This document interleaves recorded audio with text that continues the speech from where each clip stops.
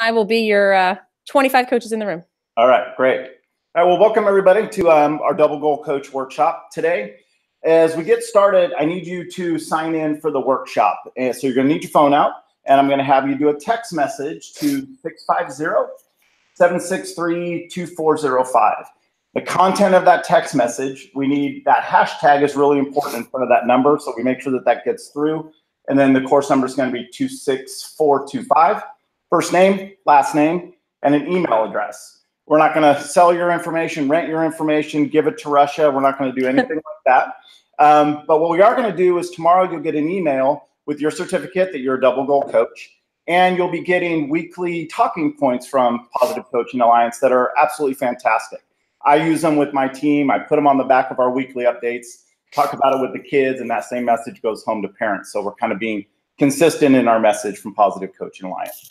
So if you need any help doing that, just raise your hand and I will come by and help you as best I can. And then when you're done, if you just hold up your phone for me, I kind of see when we're done and we're ready to roll. All right, Kelly's all ready to go. All right, thank you, Sean. Okay, let's get on with our workshop here. Okay, you are at a double goal workshop, and I'm Dana Smith. I am a teacher at Carnegie Middle School, where I'm going to be going into my 30th year next year. Hard to believe for a 40-year-old person. But I've also been coaching for about 20 years, a little over 20 years for track and field. This is my 20th season as a wrestling coach. I played football and baseball, and I was a wrestler in high school. I am definitely a true believer in positive coaching. I've used Positive Coaching Alliance tools for most of my coaching career. And I'm such a believer that when it came time to get my master's, I chose to get it in education with an emphasis on positive coaching. So I just acquired that master's degree from the University of Missouri, which has only just solidified my belief in what we do and backed it up with all the research that's behind it. So that's me. What sports do we have represented today? What are we looking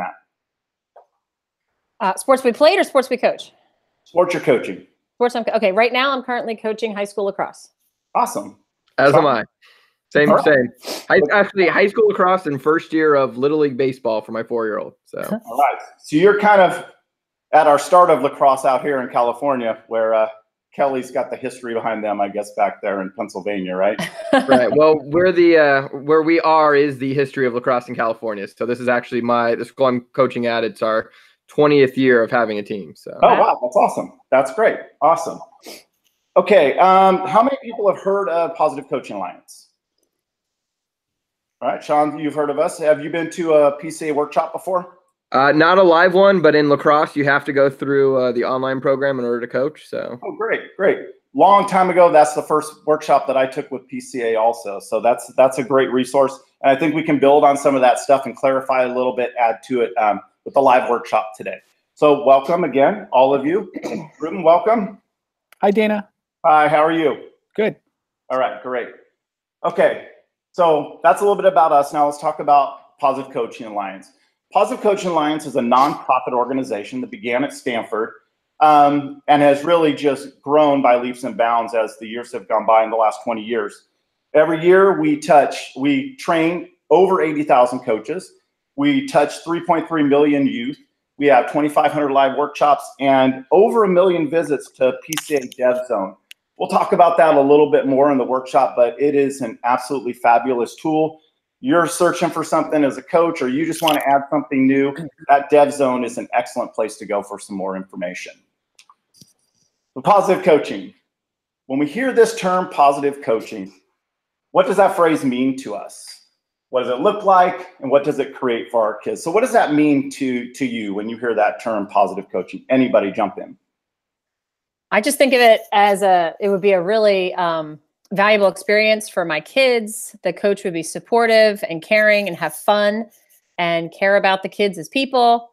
And I'm picturing high energy, lots of enthusiasm.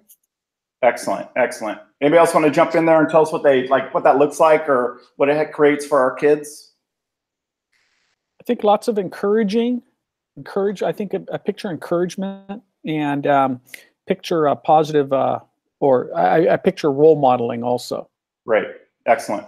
Sean, do you want to add to that at all?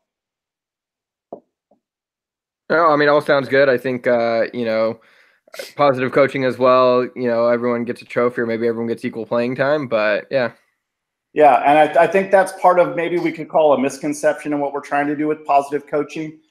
Because what we're doing is trying to create an atmosphere that supports peak performance, best performance. We're still trying to get that good effort and performance out of our kids.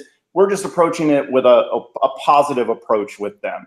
So what our motto really is in teaching those life lessons through sport is that we're trying to create better athletes and better people. So why don't you repeat that back for me? Better athletes and better people. Go ahead. Better athletes and better people. That's awesome. I'm going to come back to that motto as we go through. If we're working in pairs and sharing out and I need your attention back, I'm going to say better athletes and you're going to say Better people. Awesome. Perfect. Okay, so the power of positive. What we've learned over the last 25 years through research and experience is that we get more out of positive in getting our best performance out of our athletes, or anybody for that matter, on the job, anywhere, by being positive. So this is Dr. Barbara Fredrickson, and she's a member of our National Advisory Board. And part of her research is what goes into this mountain of research that we use as being positive. So Kelly, can you read that for me? Can you see that well enough to read that? I can. It says, let me see. Do you want me to read the whole quote? Yeah, if you could, please. Okay. There's a perception that the best way to get what you want out of employees or players is by negativity or threats, but negativity doesn't work as well as positivity. Positive emotions are especially contagious, and a leader's positive emotions are more contagious than anyone else's. Right. And I think being negative, we can get something out of people, out of fear, but we don't get their best and we don't get more. We don't get that extra effort out of them. And that's what we're seeing with kind of a positive approach towards people and towards our athletes as coaches. Even Sports Illustrated is on board with this idea of positive being better. That physically, verbally aggressive style of coaching, it's outdated. It should have never been dated in the first place. Because nobody likes to get yelled at when they make a mistake. Nobody likes to feel like there's that pressure of you're going to get yanked if you do something wrong in a game. So we're seeing that as with coaches as a positive catalyst to create an environment of positivity, we're getting better performance out of our athletes. And elite coaches agree also, and athletes. Here's a sample of some of our National Advisory Board members. And all of these elite coaches and athletes have joined because they believe in the power of positive. They want all kids to have a positive coach, even their kids and their grandkids, or especially those kids and grandkids. So we have Bruce Bochy, my personal favorite as a baseball manager. Janine Tucker from lacrosse, for you lacrosse people. Steve Kerr, I think he's proved that positive brings some success even at the professional level. Dusty Baker, who went to high school 5 miles away from where I'm standing right now in our own district. Brad Stevens from the Celtics. My favorite quarterback, Steve Young, Doc Rivers, and Julie Foudy from USA Soccer. So elite people that have a winning tradition and know that positive works very, very well. So what does negativity do? Well, if you research and you look at sports psychologists like Charlie Mayer and the late, great Ken Ravizza, we know that negativity, it does not work with our athletes. We want them focused on the most important play. And what play is that? Next play. The next play, right? The last one's done. If we're yelling at athletes or they're afraid that mistake did something bad for them, that distracts them from their task. They have one task. That next play, that's the most important task. Negativity just distracts us from that idea. So who agrees? Positivity works and negativity distracts. Raise your hand if you agree with that. All right, I think we're unanimous here. So why is there so much negativity in sports then? So I want you to talk to each other a little bit. I'm going to give you about 30 seconds to pair out, and then we'll share a little bit. Just why is there so much negativity in sports if we know positivity works? Go ahead and go. I'll give you about 30 seconds.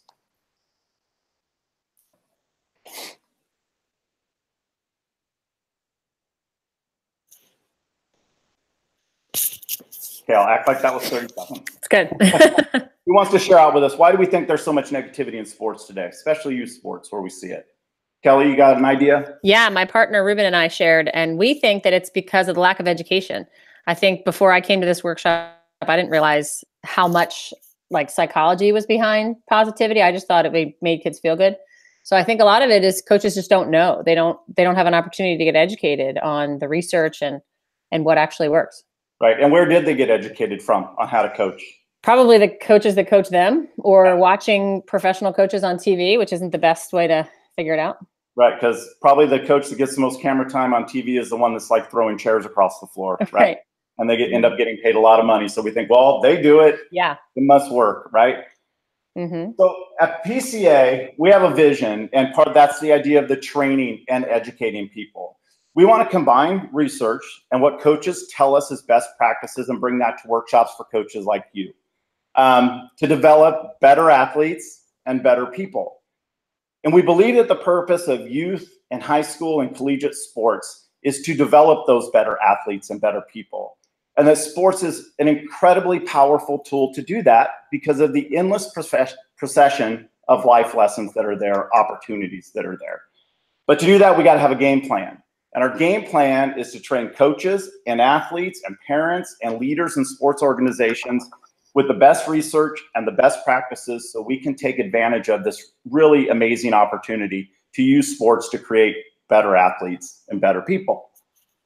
So here's what we give you and how we support you. Research-based coaching model that will guide you. And you can have that information, but you're going to need those practical tools to add to it, the stuff that you can use day to day on the field, the court, the mat. And then you're going to get ongoing support with your book as a resource. I have my book, and it is dog-eared and highlighted and still has Post-its in it because I use it all the time. It's a great resource. Back in my master's program, it was a resource that I used in that program also. You're going to get those weekly talking points that we talked about earlier, where you're going to keep getting fed fresh information and new ideas and things that you can share in your program with your athletes and your parents. And then, of course, the PCA Dev Zone that is just an amazing resource that you can go to. It's kind of a good problem-solving resource, but also like, I'm ready to start adding some new tools in here. Let me go investigate what I can find to add to what I do. So a lot of support and a lot of great ideas for you to use to get that education that Kelly was talking about before. All right, what makes a great youth sports experience for kids? So I just want you to share together for about 30 seconds and what you think makes for a great experience for our kids playing sports.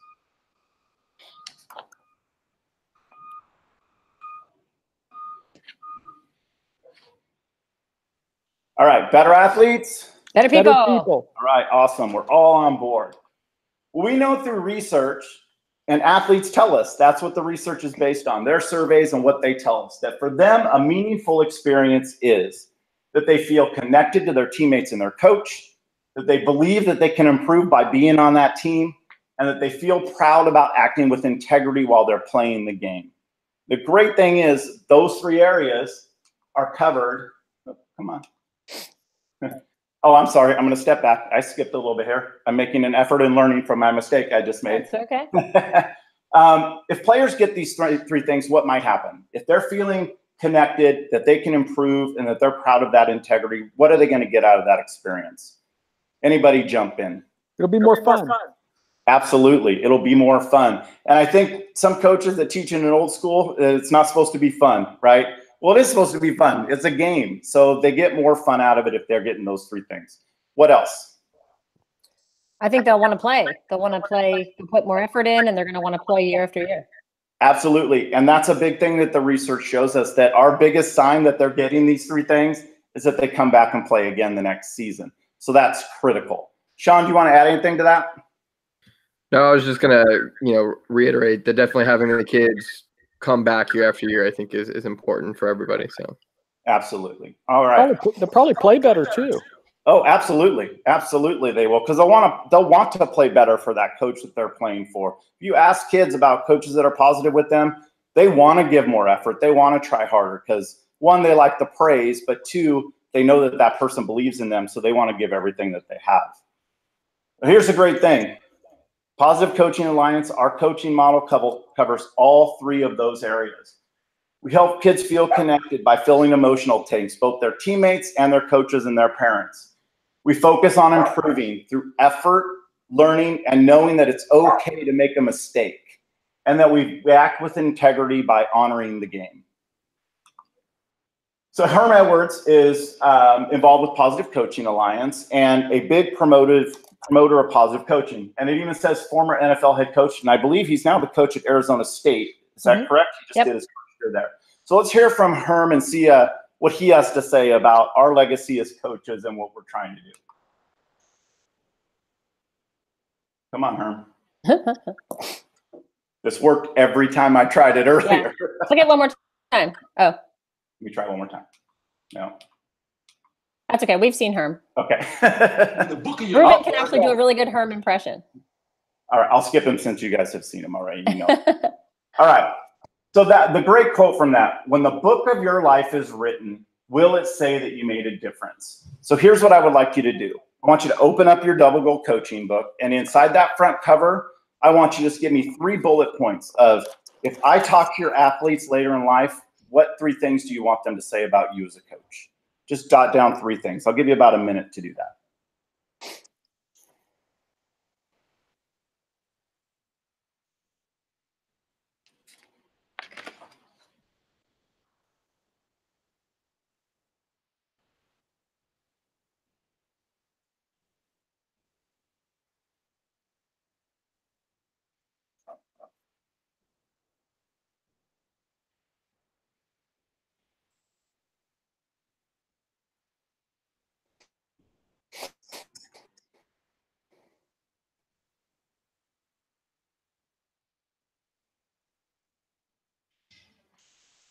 All right, better athletes. We back? Better athletes? Better people. All right. Now, I know the first time that I did that, had that experience of writing that down in my book, and I always bring that book when I go to the workshops for our district because we partner with PCA and train all of our coaches. And it's a great reminder for me every time I open that book up of what am I doing? What's my purpose in coaching? And sometimes it changes a little bit and I add to that, but I think it's a great little tool to kind of give you a reminder as you go back and look at that book a little bit. So when we talk about positive coaching in Positive Coaching Alliance, we refer to those coaches as double goal coaches with the 2 goals of 1, striving to win. Winning is part of positive coaching, and that can be kind of a myth about positive coaching that it's not about winning, but it is. That's our goal, is to strive to win. But we also have a second goal of teaching life lessons. And it's that second goal that separates us from those win-at-all-cost coaches, those old school coaches, that we want to teach those life lessons. And that we can do both at one time. We know we don't have to give away one to do the other. We can do both at the same time. So what are some powerful things that kids can learn from sports when we're striving to win and teaching life lessons? What are some powerful things that they can learn? Anybody jump on in? Teamwork. Teamwork, excellent. I think how to work hard through adversity. Right, absolutely. Ruben, you want to throw one in? Sportsmanship. Sportsmanship, awesome. You know, the ideas of resilience and grit and focus and teamwork and goal setting and a growth mindset that we can continue to grow. We can get all of that out of sports and more. It's incredibly powerful. And we find that when these 2 goals come together, it's even more powerful. The more we strive to win, the more life lessons we can learn, and then we can win more on the field and in real life. But if these 2 goals collide, and they will at times as coaches, a double goal coach always puts the life lesson first over winning. Anybody have an example of when those 2 things can collide, winning and trying to teach a life lesson? Anybody want to share a story or an idea where that could collide maybe? Well, Star athlete shows up late. Oh, go ahead, Sean. I was just saying, whenever your star athlete shows up late to a game or practice. Absolutely. When they think they can kind of stroll in whenever they want, right? Anything else? Any other ideas? Well, I remember back. Go ahead, Ruben. No, Kelly, you go.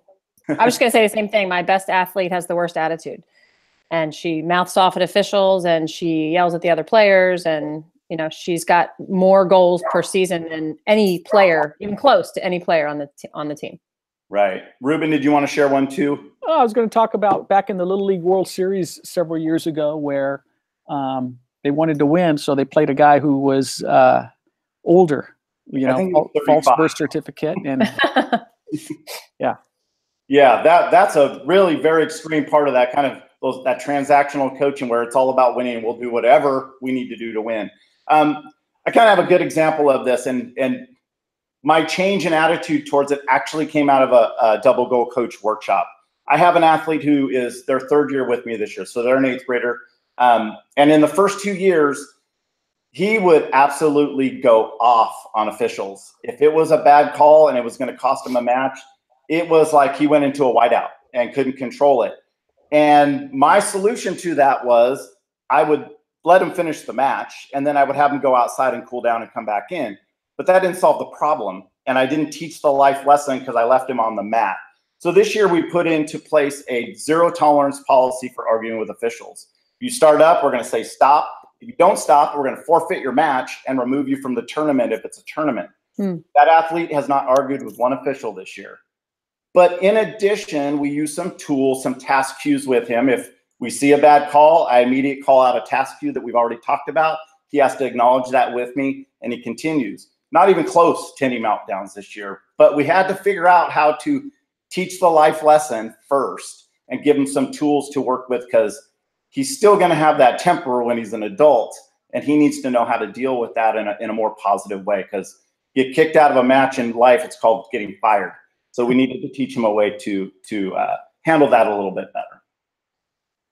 All right, I think that's it. I think I got all the slides. All right, so how would you transition then into the first principle at the end of the intro? I said, how would you transition then into the first principle? Of what's the first one? Not Elm Tree. It's filling the emotional tank. Yep. Filling the emotional tank. So then what I would do also, because part of that whole, I would take that story into the next thing. And I've been able to tell that kid still how proud I am of him for not doing that. He started off, he won probably his first 6 or 7 matches this year. And then he just got crushed in a finals at a tournament. Still wrestled hard all the way through, never got emotional. And that's when I walked up to him and said, hey, it's one thing to do that when you're winning matches. It's another thing to keep your focus on task when you're losing. And you did a fantastic job there. And I'm super proud of you. So that was kind of that moment where I was able to fill that emotional tank for doing that in a way that really meant a lot to him, because it was one of those tough situations for him. And then kind of turn it from there and go into emotional tanks. All right. Thanks. Thank you. Thank you. We do a lot of these demos in chunks. So over the last 6 months, I've been really working on transitions between one principle and the next, because they really do flow and they really do complement each other. And sometimes I realize like doing these demos is great, but you stop and then you start the next one. So I think it's just really, it's nice to see how you link the two together. That was a great, great story. I don't know that I would have thought about that until somebody just said, how are you going to get from this to that? There you go. That's why they pay me the big bucks, Dana. Yeah. All right. So how did you feel going through the intro? Good. I've been practicing a lot. There's the one slide that it was my big one that I really had to kind of, the PCA vision one. But there's so much information there. So what I ended up doing is kind of bullet pointing what I wanted to do, just some cutting and pasting, and set up my binder so I'd have reminders. You know, I wanted to practice enough so I could do it, but I still had my security blanket off to the side here in case I got a little bit lost or whatever. Yeah, that's fine too. When I first started, I used to have little tiny keywords at the bottom of the slide. Yeah. Like if I had a story, I'd have nobody even knew it was on the slide, but I just saw it right there on the the PCA logos on the right, and I had my little keyword on the left just to show me what was coming next. Right. And everyone thought I was like, wow, you're so good. You know what's coming next so well. And I was like, actually, I have my little cheat sheet word up there. And I think that will come too. The more I do it, the more I'll know what's coming and know where I'm going with it. And that will come too. So absolutely. Well, thanks. Well, I'd love to hear we'd love to give you some feedback. I'd love to hear from Sean and Ruben. And what we're trying to do too is also, Dana, get you ready to go out and do this obviously live in front of coaches. So some of the feedback that we give is obviously on, the content and your communication skills. But some of it too, I'd love to hear from Sean and Ruben, and I'll give you some too. What do you think would work really well with live coaches? What are some suggestions that you have moving forward from this environment into an actual workshop? Okay. So Sean, can I pick on you first? Sure. Yeah. So I really like the use of the stories that you mentioned, the wrestling kid. I think that really resonates with coaches, especially if they don't know much about PCA and a lot of this might be gibberish, the first time they hear it, but having kind of those stories to tie in of your examples, I think really helps kind of connect with coaches and gets the point across to them. The other thing I really like is you mentioning the book. Not every trainer will kind of go in depth in the book, and that always frustrates me. So I really like that you did mention that and talked about that and how important it is and how you use it still to this day. The only thing I would caution is that, unfortunately, not every workshop will have books. We wish they did. But as Kelly and Ruben will tell you, sometimes budget gets in the way, or trainers, partners have had them in the past and the trainer didn't do a good job kind of recognizing the books. And so to them, it's just kind of an add-on that they don't need. So just kind of always be aware that maybe there won't be books there. I would still mention the book, and throw in there if you guys don't have books and you want them, reach out to your contact at the league and they can order them from PCA still, because we can always order them later. But just kind of be aware that sometimes they won't be there. So yeah. Okay. Thanks, Sean. Ruben? Dana, enjoyed it quite a bit. Thought you were very smooth, professional, but not overly serious. I thought you mixed in the personal story well. Not only referencing the book, but having us write in the book, I think, is a good practice. That's from Mark, by the way. Yeah, good. Yeah, we learn from each other, right? Yeah. One good job stealing, or what Kelly called it, rip off and replicate or something. R&D, rip off and duplicate. Okay. I think I'm not sure how long it took, Kelly, but I thought the pace was good. Mm-hmm. I thought the pace was good. I think sometimes trainers on these opening slides can spend a little too much time, but I thought your pace was good. And clearly, Sean told us this from the beginning, back before you applied, that your content knowledge is so strong, which gives you just the foundation to relax, be yourself, be present with us, be creative. The solid content foundation allows all that to happen. So congratulations. Thank you. Thanks. That I'm glad you say that. That's I got to go back to Missouri to walk, and we had dinner at our advisor's house, and it's Dr. Brandon Orr. He's one of the smartest people I've ever met in my life, and he gave me a hard time in the beginning of the program because I had cited Positive Coaching Alliance on one of my ideas, and he almost gave me a heart attack because he said, "Dude, you can't mention Positive Coaching Alliance. They're the competition." Ha ha ha. But I told him when we were back there and having dinner that I was going to apply to be a presenter with you. And he's like, "That's great. You're preaching the gospel and what we know works." So he was, that made me feel good about the content he's given us, and getting it out to other people was what I really want to do. We all want to do, obviously. Yeah, exactly. I love it. I agree with Sean and Ruben. I wrote down polished, poised, and prepared right off the bat. That's my first impression, that you are, the 3 Ps, you got it. You're ready to go. And you're very professional too, in that you can tell you're a teacher. You can tell you have good classroom management skills, and, repeat back to me, and just your waiting and pausing. I really appreciate that. That doesn't fly by me. Joe and I are both teachers on the training team, and there's certain things that I can just tell right away. Like, okay, you're a teacher. You can just tell. And a lot of people think that any coach can just get up and do workshops, but it's really about communication and educating. So you're an excellent communicator. I love that. I think one of the biggest assets, also being a positive coach yourself and using this, is how many times you reference that you're actually using this. You're using the book. You've gone on the Dev Zone. Your school district is partnered with PCA. Like, that is just awesome, because you're a walking testament to it working, aside from the fact that you went and got your master's degree in positive coaching. So I would even bring that in a little bit more, because some coaches might think that, you're here to deliver PCA education. But when you said, this book is being used in my master's program, this was one of the resources that we used, that gives credibility to PCA. Right. And that makes it just a larger, broader breadth of information, which I think is fantastic. I just like some of the wording that you used, talking about coaches are a catalyst. Coaches are a catalyst to get peak performance out of athletes. That's a strong statement right there. And that's one of those statements that coaches will listen and go, wait, that's me. I'm the catalyst. Right. So I thought that was a really good one. Just little tips too. Dusty Baker lives 5 minutes down the road. I mean, I think that's so cool, just to make it strong, make it local. I think that's great. Ruben mentioned the word creativity, and I would actually like to see a little bit more creativity. Okay. I know right away you're trying to stay married to the slides, right, but if you put a slide up there that has a quote on it, they're going to read it. So you don't necessarily have to read every single line on every slide verbatim. Right. If you have, your story was great about your wrestler, and his attitude and yelling at officials. And the fact that he's in 8th grade and he's already doing that is kind of a red flag. I feel like stories are a great way, as Sean said, to connect coaches to you and to what you're doing and to make it real. You know, you're not just educating them on positive coaching principles, but this is a real thing that happens. You guys probably, a lot of you probably have the angry athlete that goes off on coaches or players. How do you handle it? It's almost like a problem solving. Like, here's the problem, and I'm going to help you solve it throughout this workshop. So I might even encourage you to move that up a little bit closer to the beginning. Okay. Just so that you can get the coaches to connect to us, like, and you know, be a storyteller. You know, I've got this, and you can change his name, but I've got this kid, Tim. He's a strong wrestler, wrestles at 98 pounds, you know, whatever it is, like, set the stage, get us to know this player. Because as soon as you do that, all of a sudden in my head, as I'm sitting in your workshop on, oh, I've got one of those, you know. And then I love the fact that you were vulnerable about it and said, yeah, this is how I handled it before. And, you know, how many of you have ever gone back and wished you could get a do-over? You know, yeah, a lot of us have.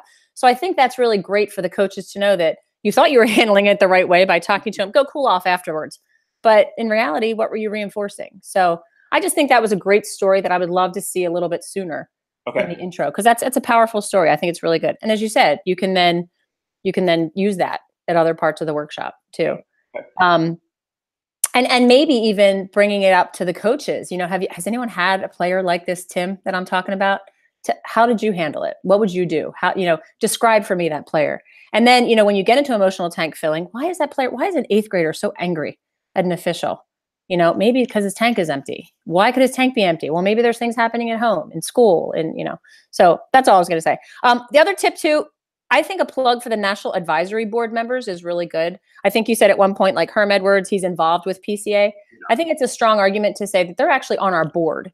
Right. So you went through the coaches pretty. In that moment, went through my head. I can't remember if he's on the board or not. Yeah. So that way, that thought actually went through my head, because I think there's actually 204 of them. I had a new trainer do a demo last week, and she was like, "Yeah, there's 204 members of our National Advisory Board." And I was like, "Really?" And I went and looked it up. I'm like, "Wow, there are 204. That's pretty impressive." Yeah, just I think because that gives it more credibility again. And when I show those athletes, I say, tell me words to describe them. I don't give them, I ask. So just another suggestion for you. The other thing, there were 2 opportunities, and I know in a live workshop, you would probably do it. You asked us to share with each other, or you asked us to get in a group, and then you didn't ask us to share with you. Right. So just, you know, again, in the live workshop, you would do that, but I just took a moment of that. And the other thing, you mentioned the word task queue as a tool that you used with that player. Maybe I have no clue what that means. So make it concrete, make it real. What is a task queue? You said it pretty quickly, but I don't know. Is it a wrestling term? Is it something I don't know? So coaches, when they leave our workshops, want tangible things. What can I do to coach better? And if you say the word task queue, I'm like, oh, that sounds like a good idea. What is that? You know, explain what that is. So that's just my suggestion. And you'll have a lot more fun with that when you get into the principles, because the principles are the theory. They're a scenario to connect it to the coaches. And then the tools are the most important part. And we want the coaches in the workshop to know how to use these tools, practice them, role play them, however you want to do it. So I'm excited to see what you do with the next portion. Cool. Yeah. So thank you very much. You can let me know whenever you're ready. Pick one of the principles that you'd like to do. And, you know, we'll go from there. Okay. And so we're probably looking at next one's one of the principles, and the last one's a principle also. Yeah. So the last one is actually the final. But it's up to you. I feel confident with you right now. If you just want to do one more, do one of the principles. Some people have said, hey, I like to do 3 practice rounds, which is for you. But watching you do this demo, and I'm sure Sean and Ruben, I don't think have any hesitation about saying, if you would like to do the last demo, just do it. You can just do 2 instead of 3. Okay. Pick a principle, because I think the best way to get good at this is to do it. Yeah, absolutely. So this format of doing this in front of us on Google Hangouts, I think has value, but we're trying to get you out there. So I don't have any hesitation in saying, I feel like you would deliver a great workshop right now. We just want to, there's not as many opportunities for us to give you feedback once you become a trainer. So I've had people say, gosh, I got more feedback in this trainer course, and then I went out in my first 6 months and didn't get a lot of feedback. So that's why we try to inundate you with feedback now. Okay. And next week, probably like Wednesday, same time is perfect if that works for you guys. Yeah, that's fine. Just send me an email and let me know. Okay. All right. All awesome. Right. Thanks, Dana. Guys. I appreciate it. Yeah. Thanks, Ruben and Sean, for joining me. Bye, everybody. Bye. Take care. I'd say stay warm, but you're already warm. Yes. You stay warm. I'll stay warm while it's -2 here tomorrow. Okay. All right. Bye. Bye, everybody.